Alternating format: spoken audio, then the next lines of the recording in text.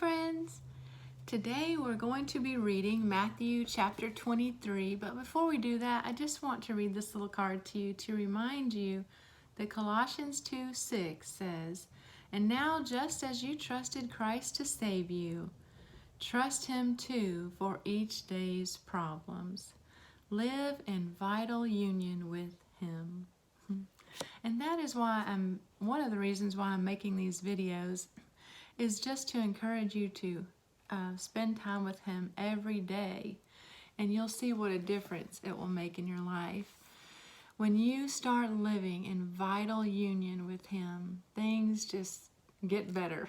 Even if things on the outside don't get better at first, well, I believe they will, but in the meantime, the inner peace that you feel inside makes all the difference in how we view our circumstances and our problems on the outside.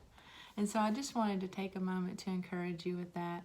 You can trust Christ for all of today's problems and just live in vital connection with Him. Okay, Matthew chapter 23. Then Jesus said to the crowds and to His disciples, "The teachers of religious law and the Pharisees are the official interpreters of the law of Moses.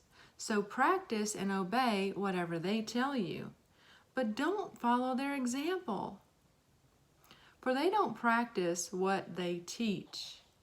They crush people with unbearable religious demands and never lift a finger to ease the burden. Everything they do is for show.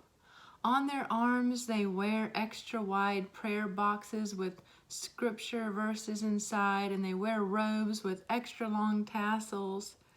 And they love to sit at the head table at banquets and in the seats of honor in the synagogue.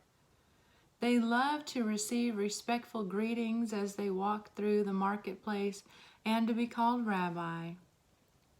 Don't let anyone call you rabbi, for you have only one teacher, and all of you are equal as brothers and sisters.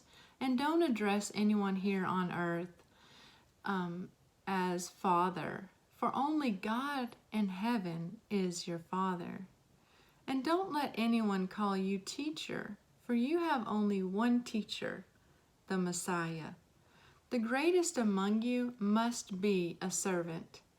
But those who exalt themselves will be humbled, and those who humble themselves will be exalted. What sorrow awaits you, teachers of religious law, and you Pharisees, hypocrites, for you shut the door of the kingdom of heaven in people's faces. You won't go in yourself, and you don't let others in either. What sorrow awaits you, teachers of religious law, and you Pharisees, hypocrites, for you cross land and sea to make one convert, and then you turn that person into twice the child of hell you yourselves are." Jesus, you really has some strong words sometimes. Moving right along, verse 16. Blind guides, what sorrow awaits you, for you say that it means nothing to swear by God's temple, but that it is binding to swear by the gold in the temple.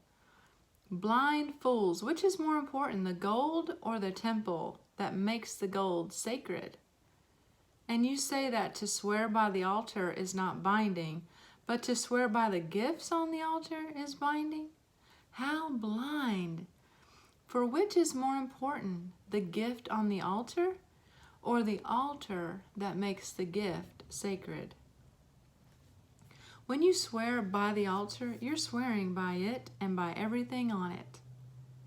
And when you swear by the temple, you're swearing by it and by God who lives in it. And when you swear by heaven, you are swearing by the throne of God and by God who sits on the throne. What sorrow awaits you, teachers of religious law, and you Pharisees, hypocrites! You are careful to tithe even the tiniest income from your herb garden, but you ignore the more important aspects of the law: justice, mercy, and faith. You should tithe, yes, but do not neglect the more important things. Blind guides, you strain your water so you won't accidentally swallow a gnat, but you swallow a camel. What sorrow awaits you, teachers of religious law, and you Pharisees, hypocrites, for you are so careful to clean the outside of the cup and the dish, but inside you are filthy, full of greed and self-indulgence. You blind Pharisee, first wash the cup and the dish. First wash the inside of the cup and the dish, and then the outside will become clean too. What sorrow awaits you, teachers of religious law, and you Pharisees, hypocrites, for you are like whitewashed tombs, beautiful on the outside, but filled on the inside with dead people's bones and all sorts of impurity. Outwardly you look like righteous people, but inwardly your hearts are filled with hypocrisy and lawlessness. What sorrow awaits you, teachers of religious law, and you Pharisees, you hypocrites, for you build tombs for the prophets your ancestors killed, and you decorate the monuments of the godly people your ancestors destroyed. Then you say, if we had lived in the days of our ancestors, we would never have joined in killing the prophets. But in saying that, you testify against yourself, that you are indeed the descendants of those who murdered the prophets. Go ahead and finish what your ancestors started, snakes, sons of vipers. How will you escape the judgment of hell? Therefore, I am sending you prophets and wise men and teachers of religious law. But you'll kill some of them by crucifixion, and you'll flog others with whips in your synagogues, chasing them from city to city. As a result, you will be held responsible for the murder of all godly people of all time, from the murder of righteous Abel to the murder of Zechariah, son of Berechiah, whom you killed in the temple between the sanctuary and the altar.